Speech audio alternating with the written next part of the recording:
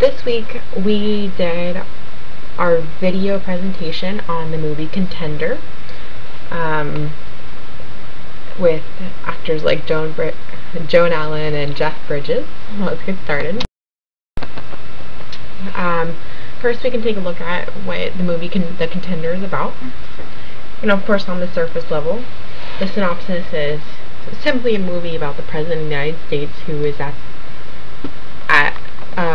or in the process of re-electing a vice president because his former VP died, and he, at the top of his list, is a woman who is named Lane Hansen. We can look at the deeper meaning, though, of this video, and certainly we can begin to address women in positions of leadership, as well as many subtopics in terms of that. And definitely we see questions of competency in terms of whether women are competent enough to be in positions of high leadership. Certainly old ways of thinking, and it's just kind of challenging the ideas of a woman's position or place in the kitchen versus a career, like vice president, for instance. So let's continue.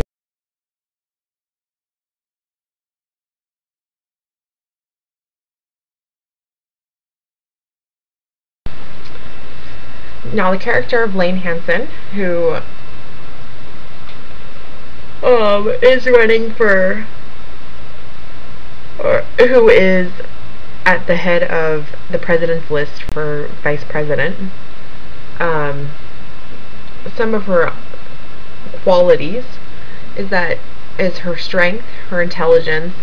We definitely get a sense that she is worldly wise, and this is seen through many of her actions throughout the movie. She has a sense of dignity, certainly. She's more than competent and very self-sufficient.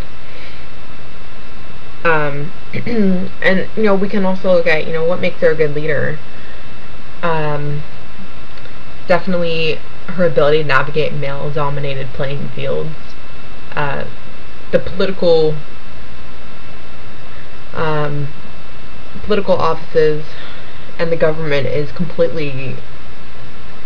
not completely, but very male-dominated even to this day, and women are always under high scrutiny in terms of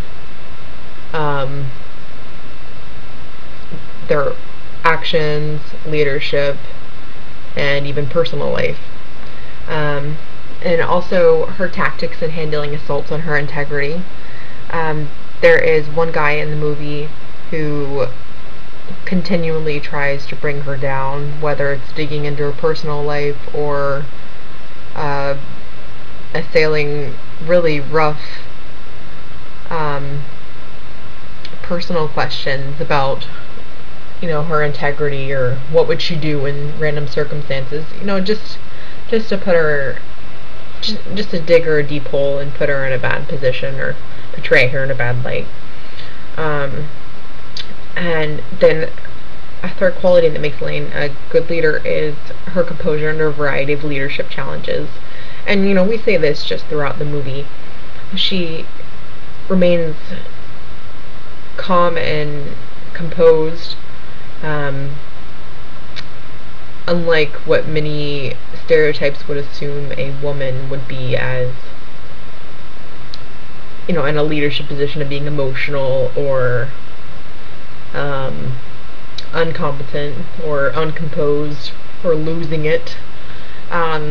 So we definitely see Ling as the opposite of the stereotype, and she's just a really great role model for women who are wanting to step into positions of leadership. Now, the next topic I want to address is gender roles in The Contender.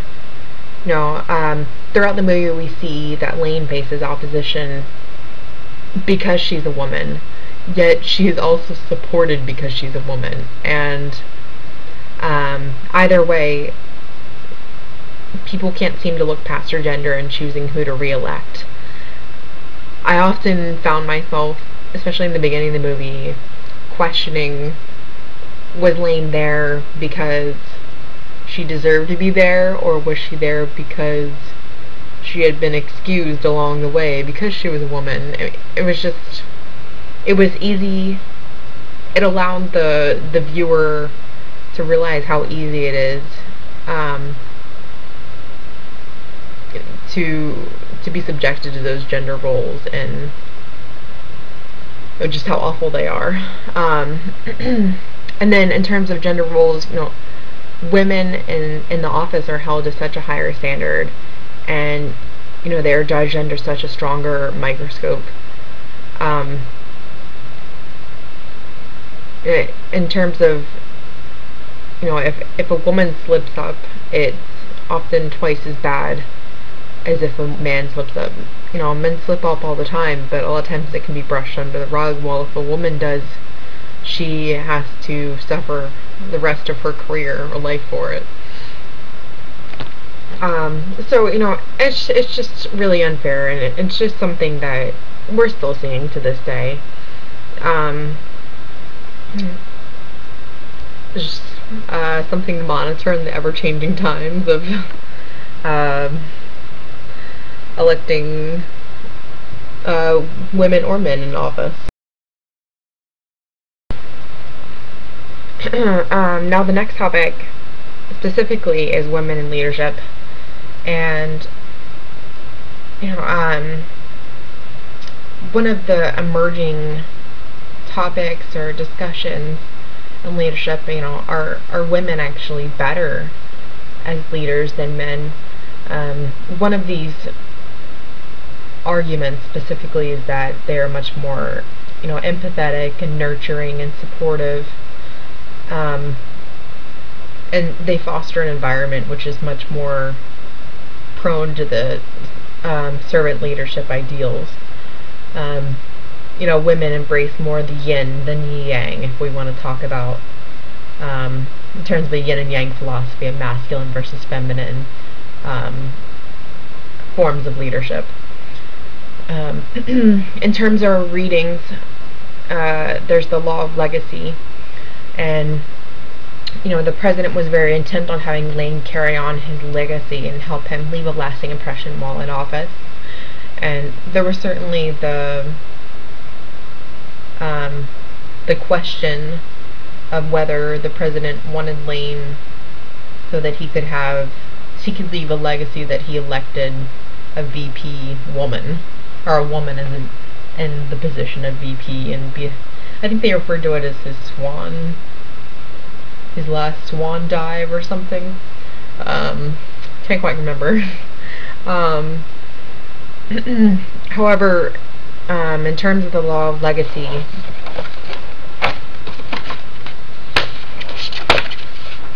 flip over to that page. You have to choose the legacy you want to leave, and Lane ultimately ends up stepping down from the VP position because she doesn't want the president's legacy to be one surrounded by controversy.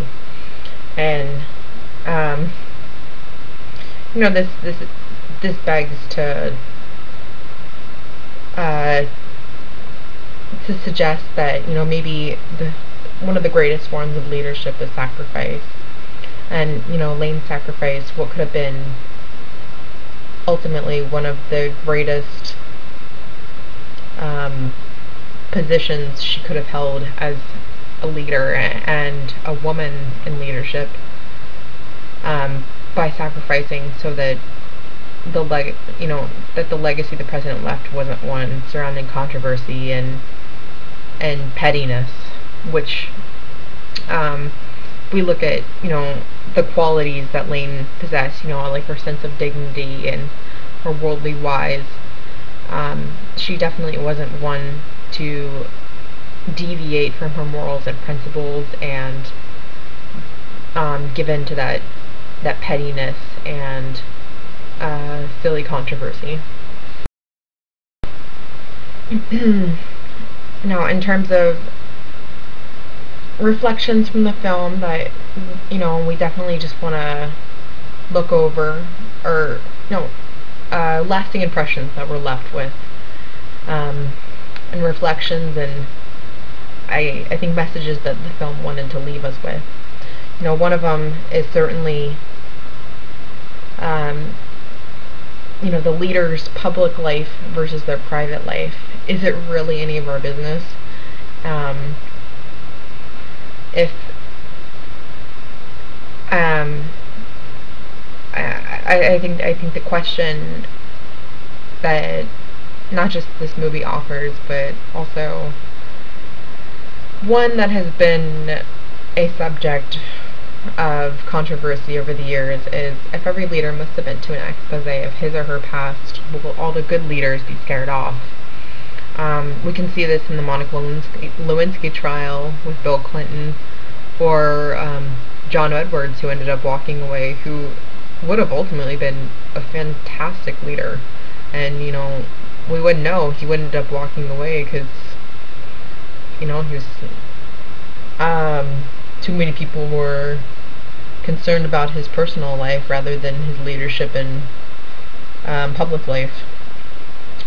And that's just a really big issue. And personally, I take the position that someone's private life is their private life, and if they want to engage in gangbangs and in their college years, that's their business. I mean, hey, they learn from it, whatever. It's America. We don't need to start crossing someone's private and public life just because simply they don't intermingle, in my opinion. And then also another reflection from the film is simply sexism in America. And historically, sexism is something that we are slowly overcoming, but it's unfortunately still an issue. I mean, we can see this in how, even to this day, how women are paid less than men. It's just how it is. And that's definitely something working change towards. And then there's also issues of abortion, Roe versus Wade, which is amazingly still a topic of discussion. And I mean, just many other topics that can relate to sexism in America, and the unfortunate realization that it still exists. And I think one of the reasons this movie was created was, or one of the messages that the movie wants to leave, is that it's important to realize our past and where we've been, and just so that we can know what we want our future to look like, because obviously we want things to change. And hopefully we can see more women in positions of leadership who deserve it. Not necessarily just to have women in leadership, but to give all genders a fair chance in order to be fantastic servant leaders for the future. And that is the end of my presentation. Thanks so much for listening, and I hope you had a great semester.